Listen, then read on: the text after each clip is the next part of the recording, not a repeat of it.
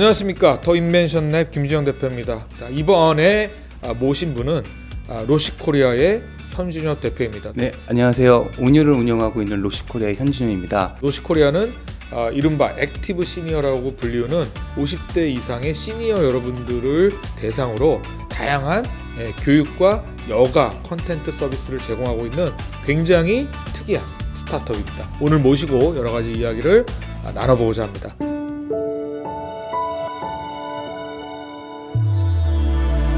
네, 여기 좀 그 장소가 저희가 이 온유하우스라고 이제 로시코리아에서 운영하는 이런 클래스 또 이제 진행이 되고 또 시니어들의 또 모임 공간이라고 얘기를 들었는데 우선 로시코리아에 대한 간단한 소개 그리고 본인 소개 좀 부탁드리겠습니다. 저희는 온유라는 브랜드를 통해서 고객들을 만나고 있는데요. 무료한 일상에 지친 5060 세대분들한테 흥미로운 여가 콘텐츠를 공급해서 다시 일상의 활력을 찾을 수 있게 도와드리는 역할을 하고 있습니다. 저는 이 회사를 창업한 지 이제 2년 반 정도 됐고요. 창업하기 이전에는 스타트업에서 CSO로서 재직도 하고 증권사 금융권에서 이제 자산운용 트레이더로 근무를 한 경험을 갖고 있습니다. 사실 자산운용사에서 이제 트레이더도 하고 또 스타트업의 CSO도 하고 D사의 또 그 벤처 투자 사업에 또 심사역도 하지 않았습니까? 어떻게 보면 이렇게 금융 섹터에 있다가 스타트업의 CS로 또 있다가 또 본인이 직접 창업을 했는데 이게 흔치 않은 케이스인 것 같아요. 근데 사업 아이템도 5060에 또 우리가 흔히 얘기하는 내가 이제 늙었다고 생각하지 않는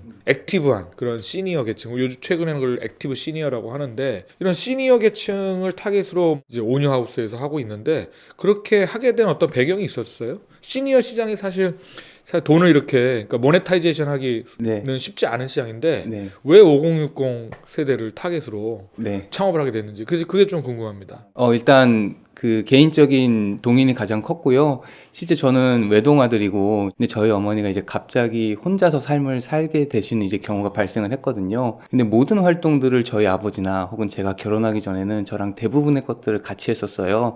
여가 활동을 같이 찾고, 심지어 장도 같이 보러 가고 이런 것들이 있었는데, 같이 함께 해줄 누군가가 없으니까, 정말 많은 여가 시간을 어떻게 보내야 될지, 그리고 누군가한테 물어보고, 어디서 즐겨야 될지 찾는 걸 너무너무 힘들어 하시더라고요.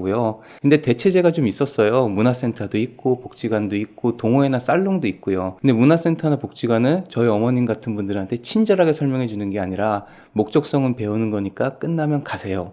커뮤니티 연결되는 것도 없고 동호회나 살롱 같은 경우에는 장벽이 꽤 높더라고요. 어느 정도 수준의 스킬을 갖고 있어야 되시고 하다 보니까 이건 좀 문제인 것 같다. 그리고 한번 정말 풀어보고 싶다라고 해서 생각을 했고요. 워낙 김 대표님께서 보통 많이 해주시는 말씀이지만 창업의 본질은 이제 문제 해결이잖아요. 저희는 그 문제를 해결하고 싶어서 창업을 했고, 근데 기업의 본질은 또 돈을 벌어야 하는 것이거든요. 그래서 이걸 어떻게 해야지 우리가 모니타이제이션을 할 수 있을까라고 해서 프로그램을 촘촘히 설계해서 고객분들한테 제안을 해드리고, 여기서 들어오는 수익과 이걸 통해서 다시 계속해서 컨텐츠를 만들어가면서 조금씩 성장을 해나가고 있습니다.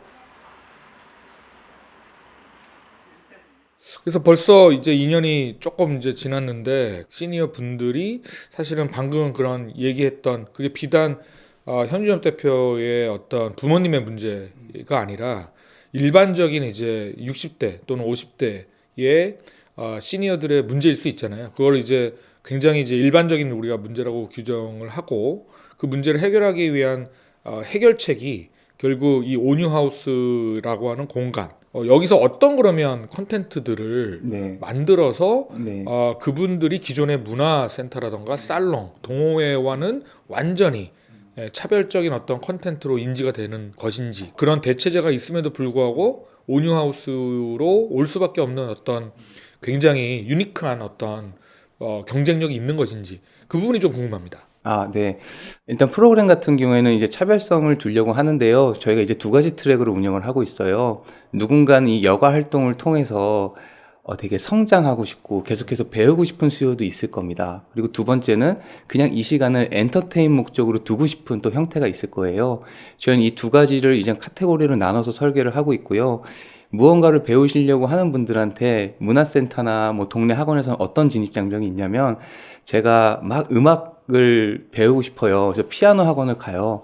피아노 학원을 가면 그 사업자는 이 고객들한테 오리엔티드해서 제공하는 게 아니라 학원의 목적성을 갖고 있기 때문에 저는 열심히 연주를 하고 있지만 옆에는 입시하는 분들이 너무 숙련되게 하는 거예요. 거기서 약간 괴리감을 느끼고 여긴 내가 오면 좀 안 되는 곳이구나 라는 좀 좌절감을 느끼시는 경우도 많고, 문화센터 같은 경우도 거의 접객업 중심의 형태이기 때문에 유명한 1타 강사분들 모셔놓고 자 2시간 한번 들어보세요 하고 끝나는 경우가 많거든요. 거기서도 나한테 맞는 관점에서 큐레이션을 해주는 창구들이 없는 거예요. 그래서 저희는 프로그램을 들으시기 전에 이 온유하우스를 한 번씩 오시는 분들이 꽤 많아요. 오시면 저희 매니저분들이 자 이러이러한 활동들이 있고 실제로 여기저기서 일어나고 있으니까 한번 보세요. 그리고 뭘 좋아하시나요? 저희가 추천을 해드릴게요. 라고 해서 계속해서 추천해드리는 역할을 하다 보니까 내가 뭘 할지 모르겠지만 온유하우스를 가면 이걸 친절하게 알려주는 스태프들, 그리고 나한테 맞는 취미나 여가를 잘 소개해줄 수 있는 것들이 있다라는 측면에서 좀 많이 찾아주시고 또 이렇게 전개가 되는 것 같습니다. 그럼 대표적인 어떤 클래스나 컨텐츠가 뭐가 있을까요? 현재 이게 약간 유행 따라 조금 다른 것 같긴 해요. 시즌 이슈도 있는 것 같은데요. 5월에 가장 많이 인기가 있었던 프로그램을 사진을 배우는 프로그램이었어요. 저희가 이 프로그램을 기획을 할 때 이제 트렌드를 갖고 분석을 하는데 5월, 6월 달에 여행 수요가 늘어나잖아요. 그럼 여행을 가면 사진을 되게 잘 찍고 싶어 하시죠.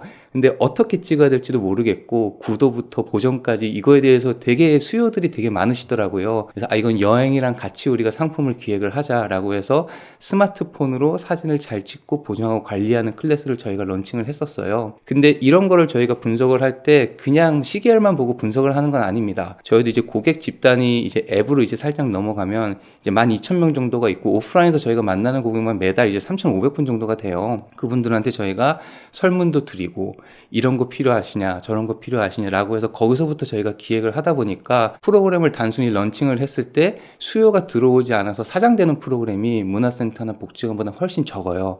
그리고 그렇게 고객들이 내가 원하는 프로그램을 그 코호트에 속한 분들이 맞춰서 제공을 해주는구나 라고 하다 보니까 그 프로그램이 런칭되었을 때 이렇게 구매 전환하는 비율도 꽤 높습니다.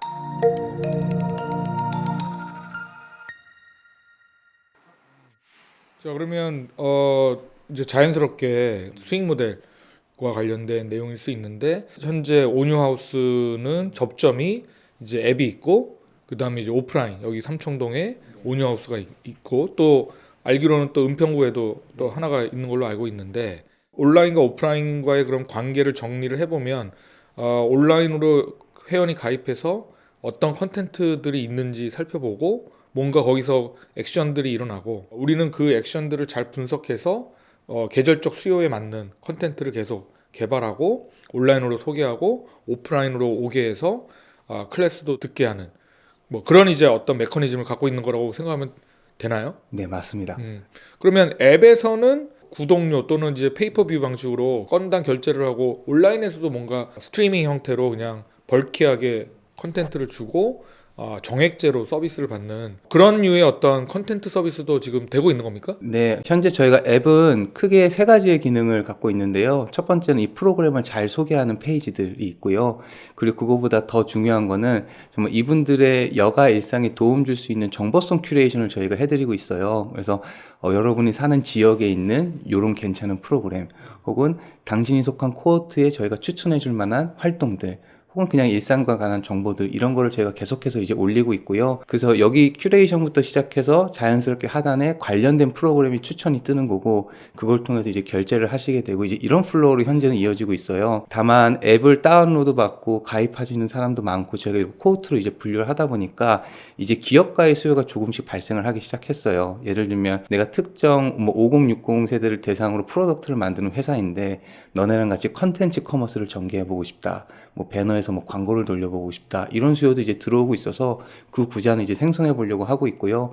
아직까지 구독이나 이런 건 저희가 조금 더 많은 분들한테 정말 잘 도움을 드릴 수 있는 역할이 됐을 때 이제 컨텐츠 구독은 고민해 보려고 생각하고 있습니다. 그러면 앱은 온유하우스라고 하는 브랜드를 알리고 다양한 5060 세대들이 즐길 만한 컨텐츠들을 알려주는 정보 탐색의 어떤 채널이라고 보면 되는데 거기에는 꼭 우리가 유료로 판매하는 실제 오프라인 온유하우스의 클래스뿐만 아니라 그 지역에서 가입자의 어떤 프로파일 데이터에 근거해서 그 사람이 살고 있는 로케이션 인근에서 본인이 탐색할 만한 또는 즐길 만한 다양한 여가 컨텐츠들을 소개를 해주고 뭔가 컨텐츠를 컨슈밍할 수 있도록 도와주고 실제 오뉴하우스로 즐길 만한 것들은 이제 타겟으로 추천한다거나 뭐 이런 식으로 이제 전개되는 건가요? 네, 맞습니다. 그러면 앱에서는 결국 고객들을 유입해서 정보 탐색을 하게 하고 그 중에 이제 괜찮은 것들은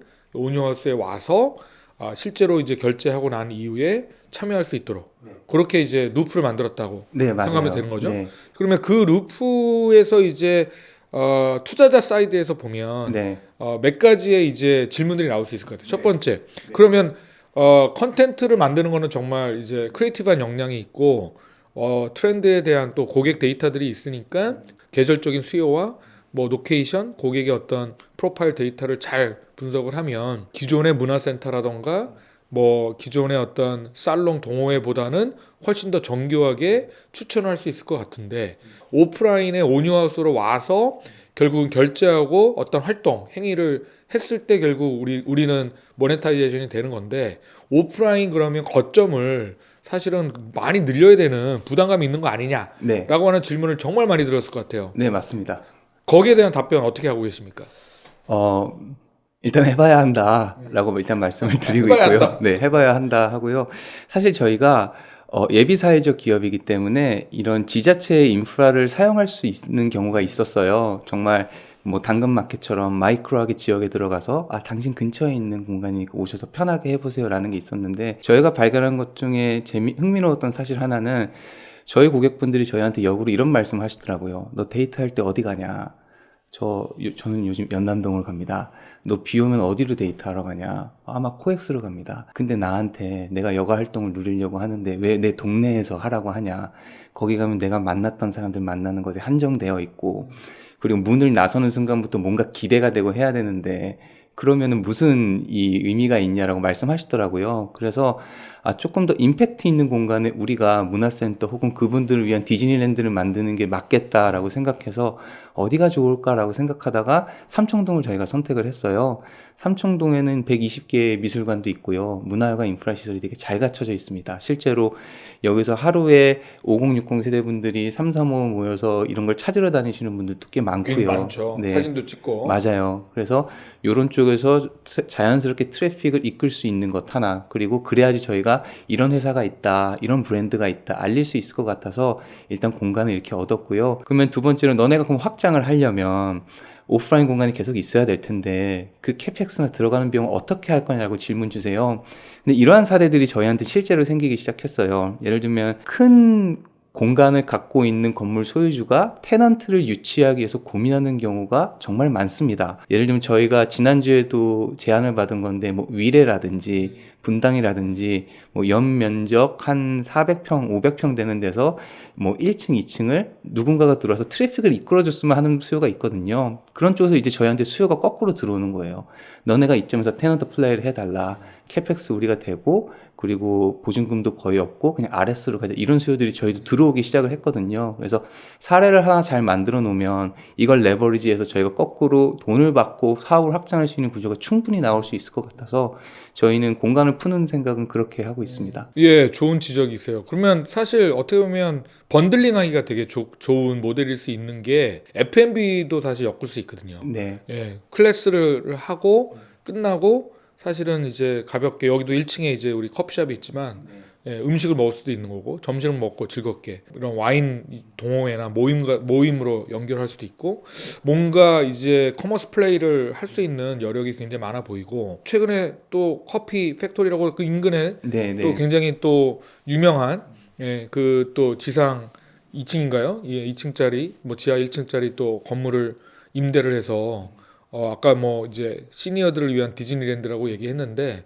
새롭게 이제 공간도 이제 가지고 나가려고 하는 그런 계획이 있는 것 같습니다. 그래서 공간을 우리가 확대하는 전략은 굳이 우리가 모든 걸 다 캐펙스를 다 투자하는 것보다는 테넌트 플레이를 하고 싶어 하는데 컨텐트가 모자란 그리고 컨텐트 플레이를 할 수 없는 그런 건물주들이 우리를 좋은 파트너로 여겨서 RS 기반으로 뭔가 그 공간을 하나의 문화 공간 또는 새로운 컬처 플레이스로 뭔가 만들어줄 수 있을 것 같은 그런 기대감을 우리가 좀 충족시켜주면 네. 우리가 큰 돈 들이지 않고 임팩트 있는 거점들을 좀 확보할 수 있다. 네. 그렇게 이제 생각하시는 거죠? 네, 맞습니다. 그러면 중요한 건 결국 컨텐트 플레이인데 지금까지 우리가 만든 전체 컨텐트는 몇 개고 그 중에서 이제 매출 기준이라던가 호응도 기준으로 이제 쫙 순위를 매겼을 때 뭐 탑 5, 탑 10이 있을 것 같아요. 아, 네. 예, 네. 그런 부분들 좀 한번 얘기 좀 해주세요. 아, 네. 탑 5는 일단 클래식을 듣는 음악회. 음악회, 그리고 미술관을 저희가 직접 소싱해서 같이 도슨트를 해드리는 미술 산책이라는 프로그램. 미술 산책, 그리고 아까 말씀드렸던 이제 사진 사진 배기, 그리고 북클럽,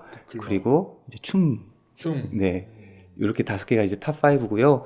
저희가 여태까지는 한 300개 넘게 런칭을 해봤던 것 같아요. 그러면서 저희도 계속해서 좀 가다듬고 있는 거고요. 네, 그렇습니다. 대부분 그게 활동을 같이 하는 프로그램입니까? 그러니까 그게 뭐 한 명만 듣는 건 아니고 최소한 몇 명이 참여해야지만 클래스가 예를 들면 클로스드가 되고 그 다음에 강사가 와서 뭔가 이렇게 지도하고 같이 액티브하게 프로액티브하게 활동하고 뭐 이런 류의 어떤 클래스라고 우리가 생각하면 될까요? 주로 어떤 유형의 클래스가 만들어지는 겁니까? 아까 제가 서두에 말씀드렸던 것처럼 이 배우는 목적과 엔터테인 목적이 있는데 엔터테인 목적은 사람이 좀 많아요. 거의 저희가 한 20명, 30명 이렇게 합니다. 그래서 클래식 같은 경우에는 이 오니하우스 2층이나 옆에 별도 아틀리에에서 20분 정도 딱 모아놓고 연주자들 바로 앞에서 호흡하면서 듣고 계속해서 소통하고 할 수 있게 이제 만들어 놓은 그런 거는 인원이 좀 많고요. 엔터테인을 위한 것은 사실 열면은 되게 빠르게 마감이 돼요. 아직 그렇게 향유하는 수요가 있으니까. 반면에 이 교육과 성장을 위한 프로그램은 저희가 10명을 넘기지 않아요. 아까 말씀드린 사진 같은 것도 배우는 과정이시거든요. 하루 나와서 배우고 또 그 다음에 와서 같이 출사 다니고 이런 것들. 그리고 저희가 언어 프로그램도 있어요. 그리고 미술 프로그램도 있고 이런 거 같은 경우에는 약간 소규모로 저희가 운영하고 있고요. 고객 비중을 봤을 땐 아직까지는 엔터테인먼트 비중이 조금 높은데 정말 흥미로운 건 클래식으로 엔터테인먼트를 접한 분이 이제 아시는 거예요. 아, 클래식이 이렇게 운영이 되는구나. 저 악기가 저렇게 연주가 되는구나. 나도 한번 배우고 싶다라고 하면 저희 거기서 나왔던 악기 중에 수요조사 한 다음에 하나 딱 빼서 얘를 교육 프로그램으로 또 런칭을 해보는 거예요. 그래서 이런 것들도 좀 이렇게 왔다 갔다 핑퐁이 되고 있습니다. 그러니까 파생 상품이 끊임없이 나올 수 있는 구조일 수 있겠네요. 네. 클래식이다 그러면 아주 전형적인 클래스를 시작했는데 여러 또 파생 네, 상품이 맞아요. 나올 수 있는 거고.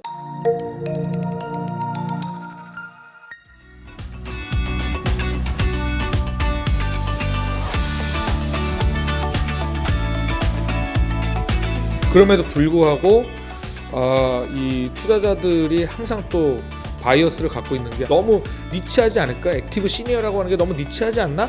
약간 이런 또 바이어스가 있는 것 같아요. 이 부분에 대해서 좀 뭔가 항변을 하신다면 아, 네. 어떤 얘기를 좀 이어드리고 싶어요?